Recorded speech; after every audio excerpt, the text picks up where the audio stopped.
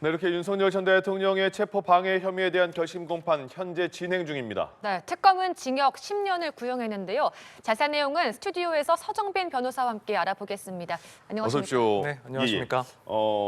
오후에 구형량이 나오지 않을까 싶었는데 오늘 최상목, 이상민 증인이 출석하지 않으면서 또 시간이 당겨진 것 같습니다. 그래서 조금 전에 계속 전해드린 대로 윤석열 전 대통령의 체포 방해 혐의 등에 대한 재판 특검이 총 징역 10년을 구형했습니다. 먼저 어떻게 그 형량을 평가하십니까?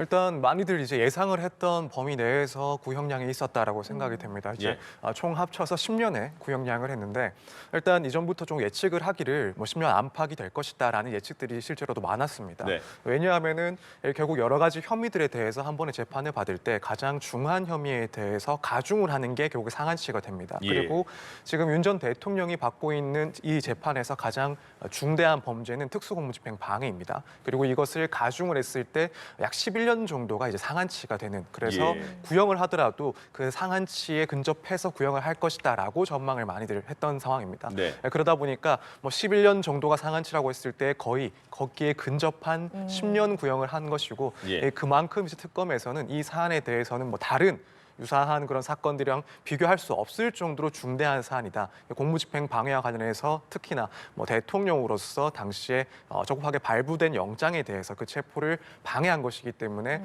뭐 사실상 뭐 최고 수준의 그런 형량을 했다라고 평가를 할 수 있을 것 같습니다. 예. 네, 지금 이렇게 특검이 징역 10년을 구형했는데 구형을 한 그 원인, 그러니까 그 이유에 대해서 최종 의견이 나왔는데 어떤 내용들이 좀 담겨 있었습니까? 네, 일단 먼저 국무회의와 관련해서 이제 국무위원들에 대한 표결권을 침해했다, 그래서 직권을 남용했다라는 혐의에 대해서는 당시에 국무위원들에게 일방적으로 통지를 제대로 하지 않고 그래서 형식적인 그런 국무회의 외관만을 갖췄을 뿐이고 사실상 이 심의 절차를 무력하게 함으로써 직권을 남용했다라고 이제 의견을 요약을 했습니다. 그리고 이 참모들의 건의를 통해서 사후에 허위 계엄 선포문을 작성하고 배포를 했다. 또 외신에 뭐 국회의원들을 막지 않았다는 등의 그런 허위의 공보를 했다라는 그런 점들은 내란과 이 계엄의 불법성을 은폐하려는 시도였다라고 또 의견을 낸 것으로 보입니다. 예. 그리고 이제 계엄 수사가 시작이 됐을 때 윤 전 대통령이 각 사령관들에게 뭐 비하폰 기록 삭제를 지시를 했다거나 혹은 이런 내란과 관련된 그런 핵심 증거들을 은폐하려 했다라는 점을 또 한 번 더 주장을 했던 상황이고요.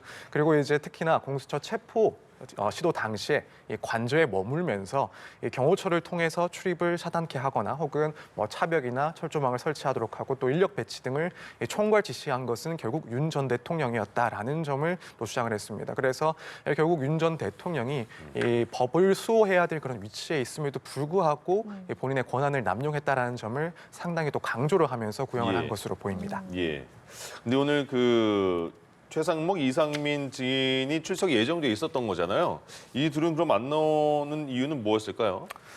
일단 뭐 이분들 입장에서는 사실 증인신문을 출석을 했을 때 또 불가피하게 뭐 본인들의 그런 잘못이라든가 문제점들이 또 노출될 가능성도 있다라는 그런 판단을 하지 않았을까라는 생각이 듭니다. 예. 또 한편으로는 뭐 법원 입장에서도 지금까지의 그런 재판 과정을 지켜봤을 때 이제 이미 필요한 사실관계를 파악하고 혐의를 어느 정도 파악하기 위해 필요한 절차들은 상당 부분 진행이 됐다라는 판단을 했을 가능성이 높습니다. 네. 물론 6개월이라는 그 시한 내에 결정을 내려야 되는, 판단을 내려야 되는 그런 제한도 있긴 하지만 만약에 최상목, 이상민, 조태열 전 장관이 이 사건에 있어서 핵심적인 증인이다 혹은 뭐 핵심적인 증언을 기대할 수 있는 사람이다라고 한다면 아무래도 그 점을 고려해서 증인신문을 어떻게든 진행하려 했을 가능성이 높다라고 생각이 됐는데 예. 그렇지 않았다라는 것은 우선 재판부 입장에서도 지금 이 증인들이 반드시 사안을 밝히는데 필수적인 증인이라고까지는 판단을 하지 않았을 가능성이 큽니다. 그렇다면은 뭐 일단 이 증인이 될 수 있었던 당사자들의 생각뿐만 아니라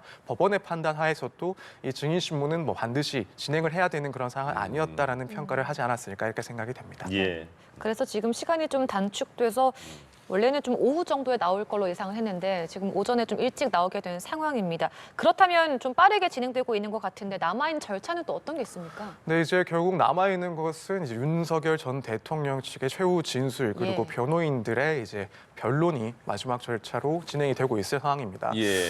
그래서 지금 뭐 예상을 조금 해보자면 결국 이제 특검의 기존 주장에 대해서 윤 전 대통령에서는 혐의를 모두 부인을 해왔습니다. 예컨대 이 특수공무집행 방해와 관련해서는 일단 계엄과 관련해서 재판이 먼저 진행이 되고 있는 그 내란 사건으로 재판이 진행되고 있었기 때문에 이 부분이 먼저 선결적으로 판단을 받아야 된다라는 주장을 해오기도 했었습니다. 예. 그래서 그 주장 역시 일단 당연히 하지 않을까. 그래서 지금 이 사안에 대해서는 당시에 체포영장이 적법한지를 따져야 되고 예. 그걸 따지기 위해서는 거기에 적시되어 있는 혐의, 그러니까 내란 혐의에 대해서 이 부적법한 그런 영장이었다라는 점이 밝혀져야 되기 때문에 내란 재판을 먼저 지켜봐야 된다라는 주장을 다시 한번 시도를 할 것으로 보입니다. 그래서 일단 기존에 했던 이런 선결되어야 될 그런 재판에 대한 이야기도 당연히 언급을 할 것으로 보이고 그것뿐만 아니라 예컨대 공수처의 그런 수사 권한이 없었음을 다시 한번 주장하는 내용들의 변론들도 이어지지 않을까. 또 한편으로는 이 대통령의 그런 통치행위라는 것을 주장을 하면서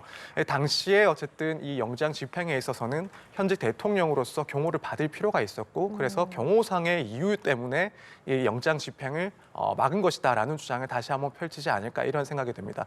거기에 덧붙인다면 사실 윤 전 대통령 측에서는 이번에 종결이 되고 1월 16일에 선고가 되리라는 것을 좀 미리 예측하지는 못했던 상황으로 보입니다. 지난번 재판에서도 이 재판의 진행 과정에 대해서 이 선고 일정에 대해서 어느 정도 반대하는 그런 입장을 표시를 한 것으로 알고 있는데 왜냐하면은 일단 윤 전 대통령 측에서는 결국에는 특검에서 미리 준비가 되어 있었던 신청하기로 했던 그런 증거 신청들을 철회하는 바람에 예상했던 것보다 이 선고가 빨리 진행이 된다. 그래서 우리 입장에서는 예측했던 그 과정에서 준비하고 제출할 만한 그런 내용들을 제출할 수 있는 기회를 잃었다라는 주장을 했습니다. 불이타다. 네, 그렇습니다. 불이타라고 이야기를 했는데 아마 이제 그 점 역시도 상당히 주장을 하지 않을까. 그래서 특검의 이런 재판 진행 자체도 정치적으로 편향되어 있었다라는 점을 좀 부각하는 그런 내용들도 좀 포함되지 않을까 이렇게 예상을 하고 있습니다. 말씀하신 것처럼 그 내란 특검, 그러니까 내란 혐의에 대한 최종 1심 그 선고는 1월 초에 구형이 내려질 것 같고 2월 달을 예상하고 있는 거잖아요. 그래서 윤석열 전 대통령 측에서는 그거 끝나고 가야 된다. 근데 그 중간에 1월 18일이 구속기간 만료 기간 아니겠습니까? 그러니까 1월 16일에 선고가 만약에 유죄로 내려지면 구속이 이어지니까 그게 좀 미뤄지면 1월 18일 날 혹시 풀려날 수도 있지 않을까 이런 그 생각도 있지 않을까요? 사실 그게 조금 배경 중에 하나였다라고 생각을 합니다. 일단 선고일에 대해서 불이타라고 주장을 했던 이유 중에 하나가 아무래도 이제 구속 기간이 곧 만료가 될 상황이니까 혹여라도 그때까지 선고를 받지 않게 되면은 불구속 상태가 돼서 불구속 상태의 그런 재판이 가능하지 않을까 좀 기대를 하고 있었을 가능성도 충분히 있다라고 생각이 됩니다. 지금 윤 전 대통령이 구속되어 있는 이 사유가 결국에는 지금 이 재판 그러니까 특수공무집행 방해 혐의 때문에 지금 구속이 되어 있는 상황입니다. 그래서 이제 만료 기간까지 1심의 판단이 없다라고 한다면 자동적으로 이제 석방이 돼야 되는 상황이고 그걸 생각을 했을 때는 결국 1월 16일 그러니까 구속기간 만료 전에 선고를 하는 것은 좀 예측하기 힘들었던 상황이 아닌가. 그래서 아마 생각을 했을 때는 앞서 진행이 되고 있었던 그 내란 재판에서는 아직까지 선고가 조금 남아 있는 상황이다 보니까 그렇다면은 그 사건을 지금 이 재판부에서는 결론 날 때까지 기다릴 수 있을 것이다. 그럼 자연스럽게 구속기간인 1월 18일 이후에 선고가 날 테니 그렇다면 불구속 상태가 될 것이다라는 점을 기대하고 있다가 이제 그런 예상 밖의 이 선고 기일이 앞당겨지면서 사실 많이 좀 당황스러워하는 그런 모습들이 비춰지지 않았나 이렇게 생각이 됩니다. 지금 윤 전 대통령 측에서는 말씀해 주신 것처럼 구속기간 만료 이틀 전에 1월 16일로 선고일 잡혀 있기도 하고 계속해서 어쨌든 불법성 여부를 가리는 내란 재판 결과가 안 나왔으니까 내란 우두머리 혐의 사건 이후로 그 선고를 미뤄라 계속 이런 주장이 반복되고 있을 것이고 아마 최후 진술에서도 나오지 않을까 이런 얘기해 주셨는데 재판부는 이 선고기를 바꾸는 것에 대해서는 안 된다라는 입장 계속 말하고 있는 것이죠. 네, 그렇습니다. 이제 그 전 심리에서도 윤 전 대통령 측의 주장이 있었지만 이것을 거부를 했습니다. 이제 그 이유에 대해서 일단 첫 번째로 든 것은 특검법에서 이 재판 기간을 6개월로 또 잡고 있기 때문에 그 법이 정한 시한 내로 선고를 해야 된다라는 입장이었고 말씀하신 것처럼 이제 윤 전 대통령 측에서는 선결적으로 이 내란 혐의가 인정되는지 되지 않는지를 따져봐야 이 사건의 유무죄도 판단할 수 있다라고 주장을 했지만 일단 지금 재판부에서는 그럴 필요가 없다라는 판단을 했습니다. 어쨌든 별개의 사건으로서 진행이 되는 것이고 실제로 이제 공무집행 방해 혐의 등이 인정되기 위해서는 반드시 선결적으로 해당 법원에서 내란 혐의에 대한 판단이 이루어질 필요가 없다. 이에 대해서는 지금 우리 재판부에서도 판단을 할 수 있는 내용이다라고 일단 이야기를 했기 때문에 그런 이유로 결국에는 윤 전 대통령 측의 주장을 받아들이지 못했습니다. 그럼 다시 한번 오늘 총 10년을 구형한 내용을 다시 한번 정리해드리겠습니다. 공수처의 체포영장 집행을 방해한 혐의 등에 대해서 특검이 중무장한 대통령 경호처 소속 공무원을 사병화하고 물리력을 동원했다. 여기에 징역 5년을 구형했습니다. 그리고 국무위원회 심의권 침해, 그리고 비화폰 기록 인멸 시도, 허위사실 공보 등 혐의에 대해서는 중대한 범죄에 해당한다. 징역 3년을 선고해달라. 이렇게 3년 구형했고요. 계엄 해제 이틀 뒤에 사후에 계엄 선포문을 결재한 뒤에 한 전 총리의 요청에 따라서 이를 폐기한 혐의에 대해서는 범행, 은폐 등의 가중 양형 인자가 존재한다. 이렇게 해서 징역 2년 구형해서 5 더하기 3 더하기 2에서 10년입니다. 요거를 다시 한번 풀어주시죠. 네, 일단 사실 보통 이렇게 구형을 하면서 예. 여러 혐의들이 이제 묶여 있을 경우에 각각의 혐의에 대해서 뭐 얼마 이렇게 해서 합산하는 식의 구형은 잘 이루어지지는 않습니다. 그래요? 일단 예. 보통은 구형은 결국에는 결과값에 대해서 구형을 하는 경우들이 대부분이긴 합니다. 네. 근데 이렇게 하나하나의 혐의에 대해서 구체적으로 뭐 예컨대 뭐 특수공무집행 방해는 5년, 뭐 다른 것은 2년 이런 식으로 구형을 한다는 것은 결국에는 국민들이 바라봤을 때도 해당 구형에 대해서 어느 정도 더 쉽게 이해를 할 수 있도록 그런 것들을 좀 고려한 특검의 구형 방식이 아니었나라는 생각이 듭니다. 예. 그래서 일단 뭐 각각의 혐의에 대해서는 결국에는 이 법적으로 구형할 수 있는 거의 최대치에 대해서 구형을 한 것이다라고 생각이 됩니다. 앞서 네. 설명을 드리긴 했지만 결국에는 여러 혐의들에 대해서 재판을 동시에 받고 있는 경우에는 법으로 그 상한치를 규정을 해두고 있습니다. 그래서 가장 중대하게 처벌할 수 있는 그 범죄에 대해서 가중, 그러니까 2분의 1을 더하는 것이 결국에는 예. 상한치가 되는 것이고 지금 이 특수공무집행 방해 같은 경우에는 기본형이 법정형이 최대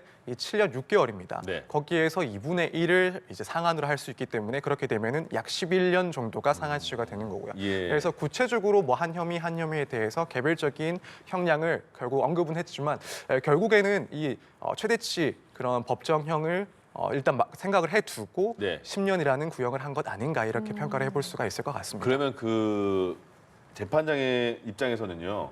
5년, 3년, 2년 이렇게 구분해서 구형을 했잖아요.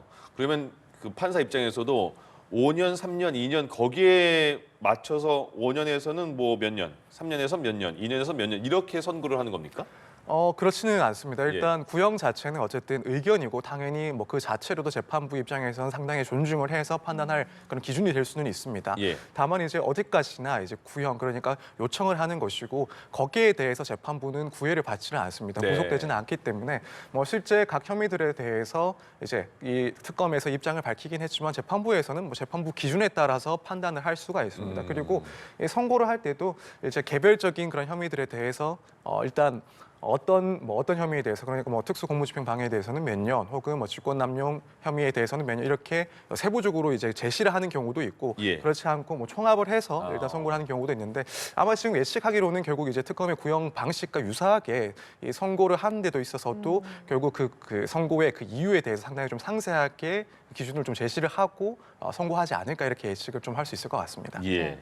지금 특검 측에서 의견을 낸 것을 조금 더 짚어보면 윤 전 대통령이 범행 전면을 부인하고 책임을 전가하는 모습이다. 최고 권력자에 의한 권력 남용 범죄 책임을 물어야 한다.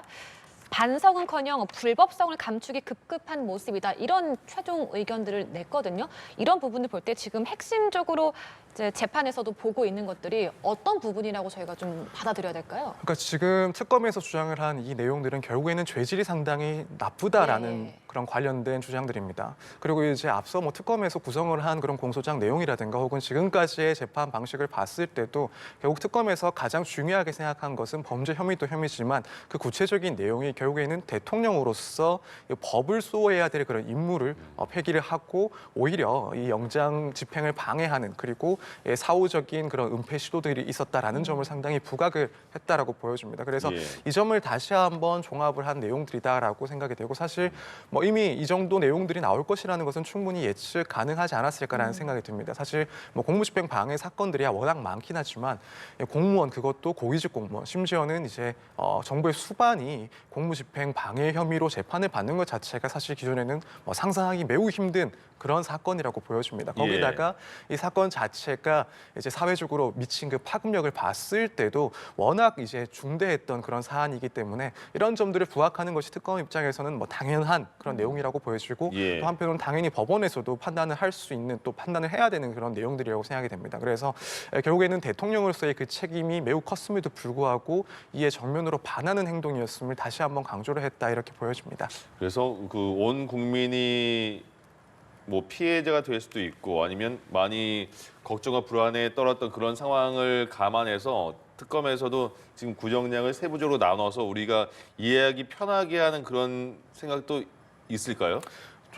저는 개인적으로 그런 생각에 조금 들어가지 않았을까라는 예. 판단을 합니다. 지금 특히나 이제 뭐 내란과 관련해서 여러 사건들, 여러 재판들 중에서도 먼저 또 구형을 하고 또 네. 선고까지 또 예정이 되는 그런 상황이고 또 이런 재판들이 중계되는 것도 결국에는 국민들의 그런 알 권리를 보장하기 위해서 중계가 되는 것인데 구형 역시도 그런 점을 충분히 고려하지 않았을까라는 생각이 듭니다. 예. 말씀하신 것처럼 당시 시점을 다시 한번 회고를 좀 해보자면 과연 이제 대통령에 대한 체포영장 집행이 성공을 할지 여부에 대해서 사실 뭐 국민적으로 큰 관심을 갖고 있었습니다. 그렇죠. 1차 예. 영장 집행에 대해서는 또 실패를 했었고 혹여나 2차 영장 집행 시도 당시에 혹여나 물리적인 충돌이 발생하지 않을까 이것이 당시에 뭐 대통령 그리고 경호처의 문제뿐만 아니라 또 국민들 입장에서도 그런 정치적인 입장에 따라서 물리적인 충돌 혹은 좀 심각한 사태가 발생하지 않을까 걱정을 했을 만큼 상당히 민감하고도 중요한 문제였습니다. 예. 그런 사안에 그런 성격의 사안이다 보니까 아무래도 특검 입장에서는 이번 구형에 있어서도 이 국민들이 관심을 갖고 있다는 점을 상당히 좀 인식을 많이 하지 않았을까. 그래서 구체적으로 이런 이 각각의 혐의들에 대해서 각각의 이유들을 들어서 또 구체적인 구형량을 하지 않았나 이런 생각을 하고 있습니다. 예, 네. 예. 한편 지난 23일에 국회에서는 내란 전담 재판부 설치법이 통과가 됐습니다. 그렇다면 윤 전 대통령의 이 공수처 체포방해 항소심이 내란 전담 재판부가 맡게 될 1호 재판이 되는 거라고 볼 수 있는 겁니까? 네, 일단 그렇게 좀 예측을 해볼 수가 있을 것 같습니다. 결국 이제 내란 전담 특별법 같은 경우에 특별재판부법 같은 경우에는 뭐 원칙적으로는 내란 혹은 뭐 외환 혹은 뭐 반란죄에 대해서 이제 재판을 맡는 그런 특별 재판부를 만들도록 설치를 하는 그런 규정인데 네. 예. 지금 이 건 같은 경우에는 물론 직접적으로 내란 혐의에 대해서 재판을 하고 있는 건은 아니지만 해당 이제 법에 보면은 관련해서 인지된 사건이라든가 함께 고발되거나 고소된 사건에 대해서도 이 특별 재판부가 재판을 할 수 있도록 규정을 하고 있습니다. 그렇기 때문에 아무래도 이제 이 사건이 일단 가장 먼저 선고가 되는 사건이고 그렇다면 시기적으로 봤을 때 가장 먼저 내란 전담 재판부에서 진행을 하게 될 그런 사건이 아닐까라고 예측을 해볼 수 있을 것 같습니다. 예. 윤석열 전 대통령에 대해서 공무집행인 밤에 체포 방해 혐의에 대해서 내란 특검이 10년을 구형했습니다. 그러니까 윤석열 전 대통령에 대해서는 첫 번째 구형이고 지금은 계속 그 재판이 진행 중이기 때문에 변호인단의 최후 진술 그리고 윤석열 전 대통령의 최후 진술이 나오면 녹화가 된다고 하니까 오후에 저희가 들어오는 대로 다시 보내드리도록 하겠습니다.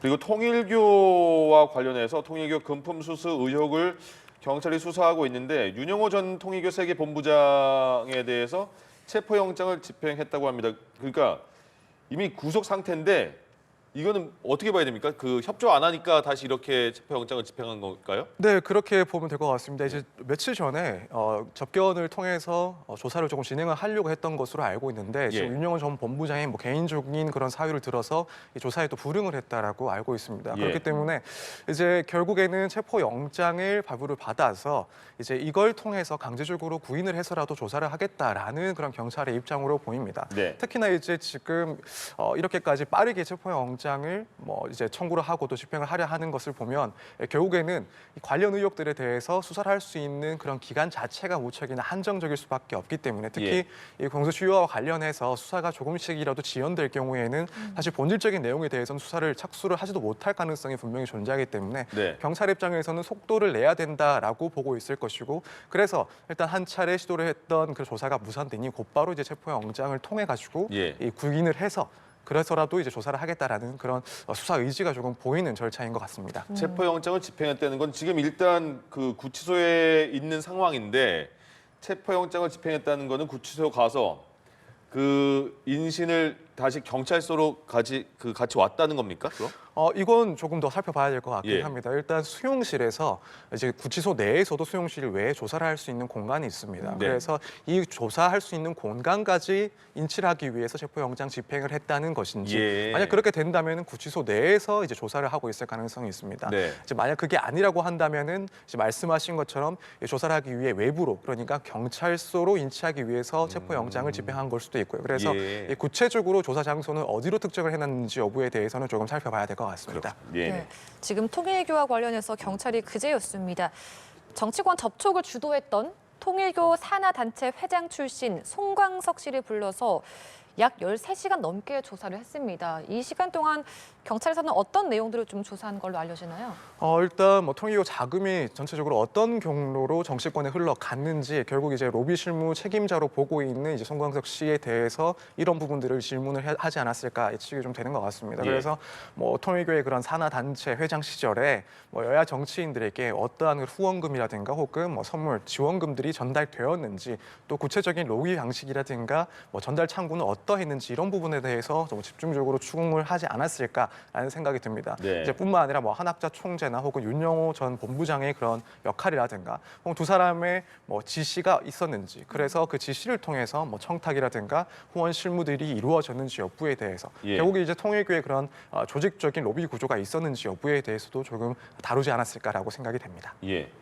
그 통일교회 특별 보고라는 문건이 3,000쪽이래요. 3,000쪽 굉장히 많은데 그 안에 전재수 전 장관의 이름이 7번 언급됐고 임종성 전 의원 19번, 김규환 전 의원의 언급이 35번. 최근에 임종성과 김규환 전 의원에 대해서는 이들의 주장과는 다른 그 의혹들이 하나도 계속 나오고 있는 것 같고 통일교와 연관된 통일교 자리에 함께한 그래서 아직 지금 수사가 이제 계속 진행돼봐야 알 것 같은데 이 통일교 특별 보고 문건에 대해서 파악을 해보는 것도 굉장히 중요한 사안이겠네요. 네, 그렇습니다.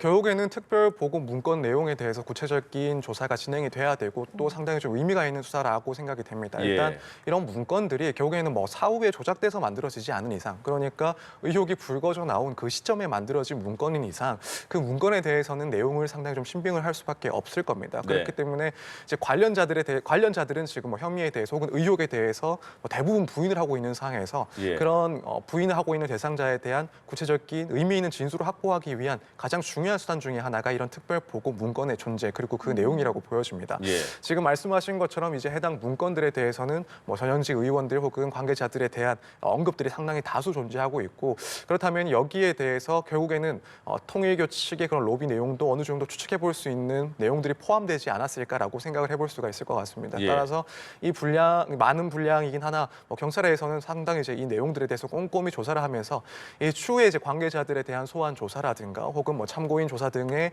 필요한 그런 질문들을 조금 만들어내는 그런 과정들을 거치고 있지 않나 이렇게 예. 예상이 됩니다. 근데 그 윤영호 전 세계본부장과 관련해서는 가장 핵심적인 진술을 많이 했던 통일교 관계자였잖아요. 그런데 진술이 거의 180도 바뀌는 느낌이니까 정치인에게 돈을 줬다고 했다가 그건 특검 조사 과정에서 계속해서 그 언급을 한 거라고 언론 보도가 나왔었는데 최근엔 다시 한 번 본 사람한테 어떻게 돈을 줄 수가 있느냐 이렇게 전혀 그 진술을 뒤집었는데 이거는 어떻게 봐야 됩니까? 이 의도는요? 일단 저는 개인적으로 결국에는 본인의 유불리를 따진 그런 결과가 아닐까라는 생각이 듭니다. 예. 사실 우선 뭐 본인의 그런 재판 과정에서 당시에 이제 전혀 의혹 제기가 없었던 이제 전현직 의원들에 대한 그런 로비에 대해서 이제 의견을 내면서 네. 발언을 하면서 그때부터 이제 문제가 시작됐습니다. 예, 그래서 예. 그 시점을 봤을 때는 결국에는 본인이 그 당시 판단했을 때 내가 특검에서 지금 이 현안뿐만 아니라 지금 재판받고 있는 이 사건뿐만 아니라 다른 중대한 사건들, 다른 중대한 그런 혐의 내용들에 대해서도 내가 선제적으로 언급을 해서 수사에 상당히 협조를 했다라는 점을 부각할 필요성이 있었다라고 그때는 느꼈을 것 같습니다. 그렇기 때문에 내가 이렇게 수사에 협조를 많이 했으니 적어도 내 재판에 있어서 구형이나 혹은 선고는 어느 정도 선처를 받아야 된다라는 주장이 필요하다라는 생각을 했을 겁니다. 개인적으로? 그래서 네, 그랬을 겁니다. 예. 결국에는 재판을 받고 있는 당사자 입장이고 또 이걸 재판에서 얘기를 한 것이다 보니까 뭐 제가 봤을 때는 본인의 선고에 있어서 유리하게 참작받을 만한 내용이다라는 판단 하에 이런 발언을 하지 않았을까라는 생각을 합니다. 그런데 이제 이후에 진술이 결국 또 바뀌었다라는 것은 결국에는 뭐 구형도 자신이 생각했던 것보다는 높았던 것 같고 향후에 결국 자신이 참고인으로 조사를 받는 그런 상황뿐만 아니라 뭐 경우에 따라서는 피해자로서 조사를 받게 되고 또 이후에는 재판까지도 추가로 받게 될 상황인 것이 어느 정도 드러난 그런 시점이다 보니까 그렇다면은 기존에 했던 진술이 오히려 내가 뭐 추가적인 그런 선고를 받을 수 있는, 내가 추가적으로 재판을 받을 수 있는 그런 단초가 되었다라는 생각을 했을 가능성이 무척 높아 보입니다. 그렇기 때문에 다시 한번 이제 진술을 바꿔서 본인이 스스로 했던 진술에 대해서는 다시 한번 번복을 하는, 그래서 결국에는 본인의 그런 추가 재판이라든가 뭐 양형과 관련해서 고민한 끝에 이런 번복들이 이루어지지 않았나 이렇게 생각이 됩니다. 번복되는 거를 재판장에서 받아들여지는 게 쉽지 않지 않을까요? 근데 일단 향후 이제 이건 수사 과정이라든가 혹은 재판 과정을 조금 지켜보긴 해야 될 것 같습니다. 지금 일단 이 의혹들에 대해서 조사가 진행이 되고 만약에 뭐 윤영호 전 본부장이나 혹은 언급됐던 그런 유력 정치인들이 재판을 받게 된다라고 한다면 결국 이런 재판들에서 가장 중요한 증거 중에 하나가 윤영호 전 본부장의 진술인 것은 뭐 분명한 사실로 보입니다. 그런데 지금 이렇게 번복을 하면서 일단 일관성 측면에서는 상당히 좀 의심을 할 수밖에 없는 상황이 발생을 했습니다. 그래서 기존 진술과는 또 정면으로 반박을 하는 그런 번복 진술이 있었기 때문에 윤영호 전 본부장의 전체적인 진술에 대해서는 신빙성에 의문이 제기될 수밖에 없는 상황이 됐다라고 보여집니다. 그렇다면 결국에는 어느 진술이 더 신빙성이 있는지 여부에 대해서 따져봐야 되는 것이고 이제 결국에는 이런 진술 신빙성을 판단하는 것은 뭐 진술의 각 배경이라든가 혹은 앞서 이제 말씀을 하셨던 이런 당시에 작성된 내부 문건 보고 내용들 그리고 한편으로는 뭐 수사 과정에서 드러나는 다른 관계자들의 진술 혹은 돈의 흐름 이런 것들이 비춰봤을 때 이 두 가지 종류의 진술 중에 어느 것이 더 신뢰할 수 있는지를 좀 개별적으로 판단하는 그런 순간이 오지 않을까라고 생각이 됩니다. 자, 지금 잠시 윤 전 대통령의 결심 공판 관련한 속보를 좀 전해드리겠습니다. 앞서서 검찰이 징역 10년을 구형을 했었습니다. 그리고 지금 체포방해 결심 공판이 잠시 휴적에 들어갔다라는 이야기가 들어오고 있고 이 결심 공판은 오후 1시 30분쯤 재개될 예정이라고 합니다. 오후에 재판에서 윤 전 대통령의 최후 진술을 직접 발언할 예정이다라는 이야기까지 들어오고 있는데요. 결심 공판과 관련한 이야기는 저희에게 들어오는 대로 속보로 계속해서 전해드리도록 하겠습니다. 지금 12시인데 휴정해서 1시 반에 다시 재개한다는 거는 식사 때문에 그런 건가요? 보통? 일단 그런 상황으로 보입니다. 뭐 식사든 혹은 휴정을 하는 경우는 뭐 휴게를 위해서 이제 또 휴정을 하는 경우들이 있습니다. 그래서 지금 재판 같은 경우에는 결국에는 뭐 최후 진술이나 혹은 최종 변론 역시도 상당히 좀 시간을 길게 할애를 해야 될 것으로 이미 좀 예측이 되기 때문에 뭐 짧게 끝난다고 한다면 사실 뭐 점심시간 상관없이 진행을 했을 수는 있긴 한데 일단 그런 시간이 상당히 소요될 것이라고 예상을 하고 있는 상황에서 결국에는 뭐 점심시간 혹은 휴게를 위해서 잠시 재판을 좀 휴정을 한 상황이 아닌가라고 생각이 됩니다. 저희는 좀 통일교 이야기를 이어가 보도록 할게요. 경찰이 최근 서울 서초구에 있는 불가리 코리아 본점에 대해서 압수수색 영장을 집행했습니다. 그러니까 지금 전재수 의원이 현안 청탁과 함께 1,000만 원 상당의 그 불가리 시계를 건넸다라는 의혹과 관련해서 그 시계의 그 자체는 아직 찾지 못했지만 그 구입 내역을 확보하려는 그런 시도다라고 볼 수 있는 건가요? 네, 그렇게 보입니다. 일단 지금 전재수 의원이 받고 있는 혐의 중에 뭐 현금을 받았다라는 내용도 있고 또 한편으로는 뭐 1,000만 원 상당의 고가의 명품 시계, 그러니까 불가리 시계를 받았다라는 그런 의혹들도 포함이 되고 있기 때문에 지금 결국 당시에 이런 실제 불가리 시계가 전달되었는지 그 배경을 조금 확인하기 위해서 압수수색이 진행됐다라고 생각이 됩니다. 뭐 실물이 확보가 됐다면야 뭐 더 이상 이런 조사 같은 것들, 압수수색 같은 것들은 굳이 불필요할 수도 있었는데 사실 뭐 사안 자체가 워낙 시간이 오래 지나기도 했었고 또 뭐 실제로 받았는지 받지 않았는지 여부에 대해서 불분명한 또 상황이다 보니까 결국에는 해당 업체에 대한 압수수색이 반드시 좀 필요하지 않았나. 그래서 당시에 이제 매출 내역들을 봤을 때 지금 나오고 있는 그런 의혹들 그 시점에 그런 제품들, 유사한 그런 제품들이 실제로 판매된 내역이 있는지 이런 것들을 확인하기 위한 절차를 진행하고 있다 이렇게 보여집니다. 전재수 전 장관에 대해서 소환 조사를 한번 했었고 경찰이 그러면 지금 이런 상황에서 뭔가 특별한 게 아직 나오지 않은 상황에서는 경찰이 또 한 번 소환할 가능성이 크다고 봐야 될까요? 네, 일단 소환 조사 시점이 문제지 결국엔 또 한 번 소환 조사를 진행할 것이다라고 생각이 됩니다. 이제 예. 앞선 조사에 있어서 혐의를 다 부인을 해왔었고 결국 이 구체적인 사실관계를 확인하기 위해서는 추가적인 이제 외부 조사가 더 필요한 상황이긴 합니다. 그렇기 네. 때문에 뭐 오늘 이렇게 최근에 진행을 한 이런 압수수색 역시도 필요했던 사항이고 예. 또 이제 통일교 관련자들에 대한 조사도 계속해서 진행이 되고 있는 상황입니다. 그래서 지금 뭐 한학자 전 총재라든가 혹은 윤영호 전 본부장에 대한 그런 조사를 통해서 예. 추가적으로 이 단초로 삼을 만한 그런 내용들을 확인을 했을 것이고 이제 그렇다면은 결국 전재수 전 장관의 조사도 추가적으로 필요하다라는 판단을 하고 있을 겁니다. 그래서 이 시기의 문제가 뭐 걸려 있을 뿐이지 결국에는 2차 소환 조사는 불가피한 사항이 아닐까라고 생각이 됩니다. 예. 자, 오늘 윤 전 대통령의 체포 방해 혐의에 대한 결심 공판이 진행 중인 가운데 스튜디오에서 관련된 이야기 그리고 통일교 특검까지 서정빈 변호사와 짚어봤습니다. 오늘 말씀 고맙습니다. 고맙습니다. 감사합니다. 예.